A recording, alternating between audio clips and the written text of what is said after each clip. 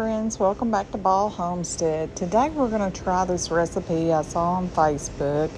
It's a log cheese that you make with milk, cornstarch, and butter and some mozzarella cheese. It's that simple and it makes quite a bit for what you're putting into it. All we need for this recipe is 1 3/4 cups of cornstarch and 1/2 gallon of milk. We're going to stir that together really well till that cornstarch is dissolved in that milk. Then we're going to add a couple of tablespoons of butter. Once we add that butter, we're just going to keep stirring it and waiting for that butter to melt. When you're doing anything with milk, you need to really watch it and keep it on a low heat because it will scorch. We're just going to stir that together. And what we're wanting is for this to thicken. So we're just going to keep stirring until that happens. Friends, this takes some time. This isn't something that is done in a few minutes. You've really got to take your time with it, stir it, keep your heat low until you start thickening. Now we're going to add a couple of tablespoons of salt to our mixture now that all that butter's melted in. We're just going to mix that in and continue stirring, friends. Keep stirring that milk.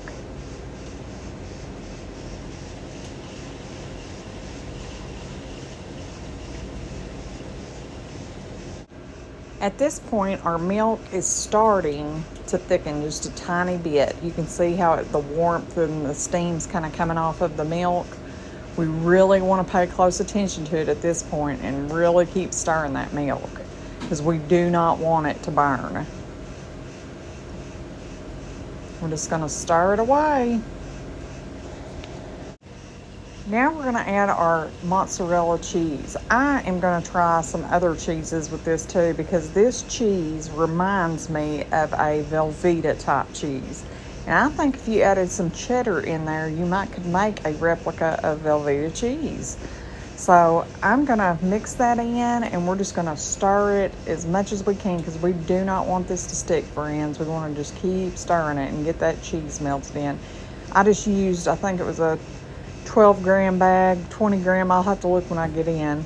But it was just one little bag of shredded cheese was what I used to make all this cheese.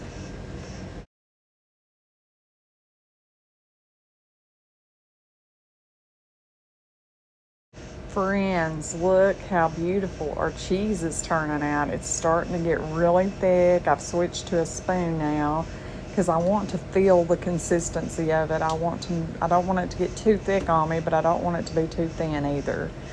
So we're just stirring that and we're getting ready to put it. I ended up using loaf pans like what you would use for bread, and that worked out really good. So as soon as I feel like this is ready to pour, we're going to pour it into those loaf pans.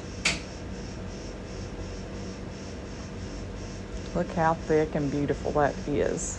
It's almost like a cheese sauce at this point.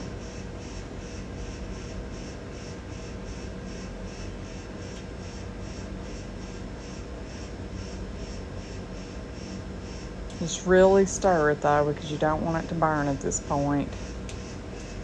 And I sprayed my loaf pans. I might not have should have, but when I took it out, I took a towel and kind of dabbed the oil off of it because I was afraid it would make a big sticky mess, but in hindsight, I wouldn't have. All right, I think we're close to ready to pour in this.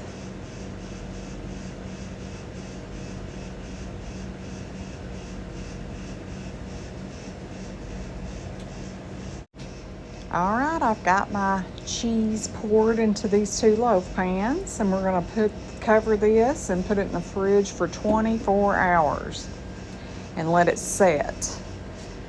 I could see a lot of possibilities with this cheese. I haven't tasted it after the 24-hour mark, but I did taste it after it sets up because I do end up taking it out before 24 hours because I want to see the consistency of it and make sure that it's kind of what I thought it was going to be, and it is. It just stays in the fridge for a few hours, and it's cool enough for me to get it out. You'll see here. That's just after a few hours. It's already a nice log, and we're just kind of dabbing that oil because I sprayed the pan off of it, and we're going to wrap it in plastic and put it into a gallon bag. Today when I get in, I will try that and let you know how it is. But I could really, it reminds me of a Velveeta-like cheese. I could really see some possibilities here with a cheddar being used inside it. Here we're just wrapping up our log and getting that put into the refrigerator. I do decide to put it into a gallon bag, and we do that. We put both of them in the same gallon because this recipe made 2 of these nice size logs. So I mean, you could really extend your cheese here. Taking one little pack of shredded cheese and turning it into 2 nice logs here. We're just going to get that one wrapped up and get them into the refrigerator. I did slice off a small slice, but it's still pretty warm. But it was good. I'm excited to try it when it's set after the 24 hours because I think it will even be better.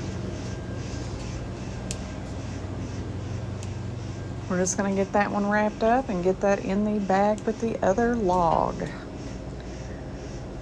And when I get in today, we're going to try it again, and I will let you know how it is.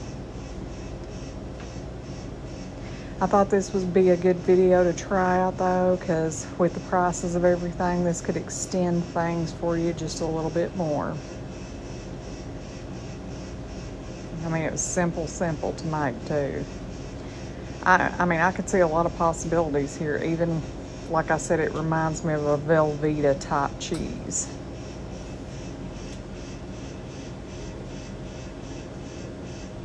We're just going to get that one wrapped up good and get it put into our gallon bag and get those in the fridge. Look at that. That's a lot of cheese for that, just that one little baggie. All right.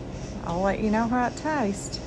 All right, friends, we're going to try this cheese we made the other day.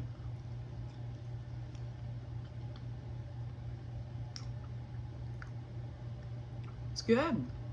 It tastes like a Velveeta cheese with the mozzarella flavor. I want to do some experimenting with this and try to put cheddar in it and see how that would do. That's good. And we made a whole gallon bag full of cheese out of one little bitty bag of shredded. So that's a good way to extend your cheese. I mean, it's easy. I'm gonna try making like mac and cheese with this, I think, so this weekend, maybe one day. And we'll see how that turns out. Anyways, goodbye, friends. Thank you for stopping back by our homestead. Please like, share, and subscribe. Until next time.